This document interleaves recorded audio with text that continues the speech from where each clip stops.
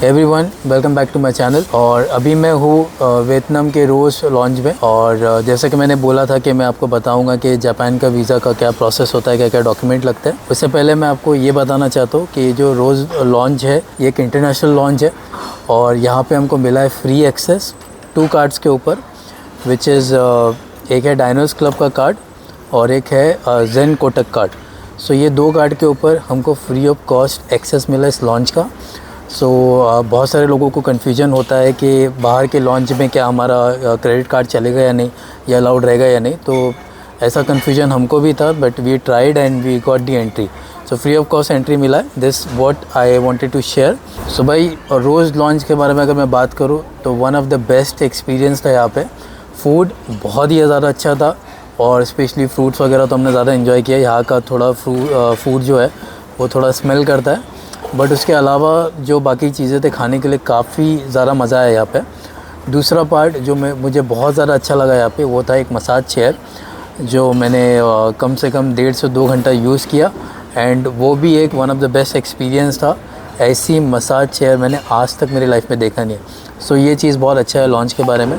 यहाँ पर का जो एक्सेस है 3 आवर्स के लिए मिलता है। जैसे ही आप एक बार एंट्री करोगे तो आपको 3 आवर्स के लिए एक्सेस यहाँ का मिल जाएगा और उसके बाद अगर आपको कंटिन्यू करना है तो फिर से वही कार्ड जिससे आपको एक्सेस मिला है वो आप रीस्वाइप कर सकते हो। सो अब आते हैं हमारे मेन टॉपिक पे कि कौन कौन से डॉक्यूमेंट हमको लगेंगे जब जापान का वीज़ा हम अप्लाई करते हैं।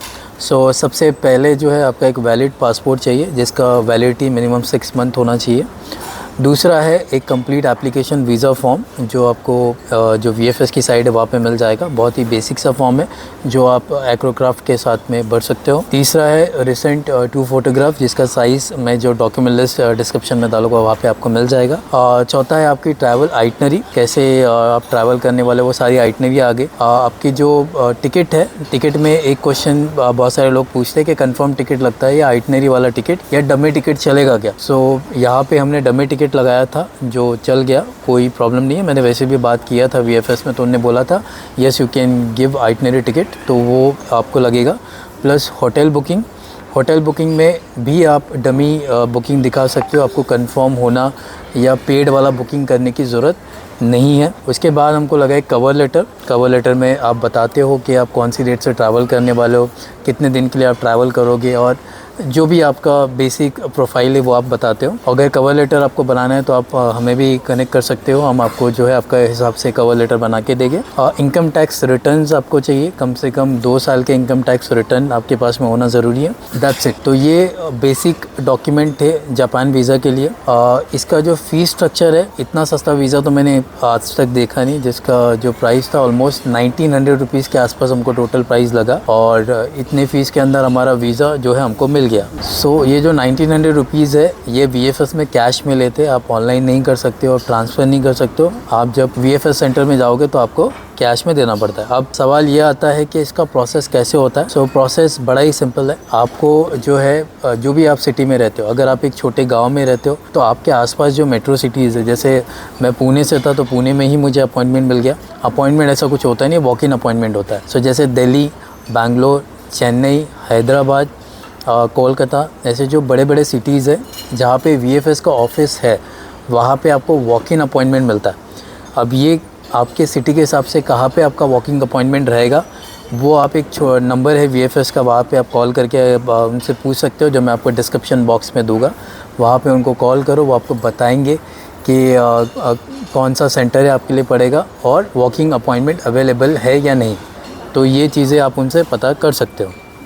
अभी जो VFS का ऑफ़िस होता है ये मंडे टू फ्राइडे होता है। जो भी टाइम चाहे आप सुबह 10 से लेकर 2 बजे तक के वहाँ पे जा सकते हो इस बीच में। और वहाँ पे आपको ये जो डॉक्यूमेंट है सारे फिज़िकल लेके जाना पड़ेगा। जब हमने डॉक्यूमेंट सबमिट किया तो वहाँ पे इतने सारे डॉक्यूमेंट्स थे, ये ले जाना आपको कंपलसरी है। बट वहाँ जाने के बाद में उन लोगों ने हमारा जो स्टेटमेंट था, बैंक स्टेटमेंट, उसको निकाल लिया। बोला इसकी ज़रूरत नहीं है, आप बिना ये स्टेटमेंट ले जाए आपका वीज़ा जो है आपका प्रोसेस हो जाएगा। तो स्टेटमेंट हमारा वहाँ से निकाल लिया था, बट फिर भी एक सेफ़र साइड के लिए आपको स्टेटमेंट कैरी करना है और आपके जो डॉक्यूमेंट है वहाँ पे फ़िज़िकली आपको सबमिट कर देना। आपका पासपोर्ट जो है वो भी सबमिट होगा और जो भी आपने डॉक्यूमेंट्स कैरी किया वो भी आपके वहाँ पे सबमिट हो जाएंगे। अब जो डॉक्यूमेंट जैसे आपके सबमिट होते हैं, एक 5 से 10 दिन के अंदर आपको जो है आपका डॉक्यूमेंट कोरियर आ जाएगा और उस पर वीज़ा लगा है या नहीं वो आपको पता चल जाएगा। सो कंप्लीट प्रोसेस यही है वीज़ा का, बड़ा ही सिंपल प्रोसेस है क्योंकि अपॉइंटमेंट वगैरह का झंझट नहीं है और डॉक्यूमेंट भी बहुत ज़्यादा कम है और आपको बुकिंग वगैरह करने की भी ज़रूरत नहीं है। तो ये था जापान वीज़ा के बारे में। और एक और क्वेश्चन मेरे को किसी ने पूछा था और ये मेरे खुद का भी ये डाउट था कि अगर मैं बॉम्बे से वियतनाम का फ़्लाइट लेकर फिर वियतनाम से जापान जाता हूँ तो उस बीच में हमारा हॉल्ट जो है 9 घंटे के आसपास है, जो रात में 12 बजे का फ़्लाइट रहता है। सो ये जो हॉल्ट है इस बीच में कोई ट्रांज़िट वीज़ा लगेगा क्या? तो ऐसा कोई ट्रांज़िट वीज़ा का रिक्वायरमेंट नहीं है। आप अगर 24 आवर्स के अंदर आपका फ़्लाइट है और सेम एयरलाइन है तो आपको कोई ट्रांज़िट वीज़ा की ज़रूरत नहीं है।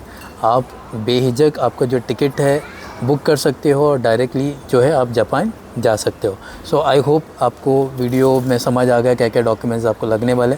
फिर भी अगर आपको कोई डाउट लगता है तो आप कमेंट करो नीचे या जो हमारा वेबसाइट है वहाँ पे जाइए और आपको पूरा आइडियाज़ मिल जाएगा हमसे कैसे कनेक्ट करना है और आप चाहे तो आपका वीज़ा हमसे भी अप्लाई कर सकते हैं। Thank you guys.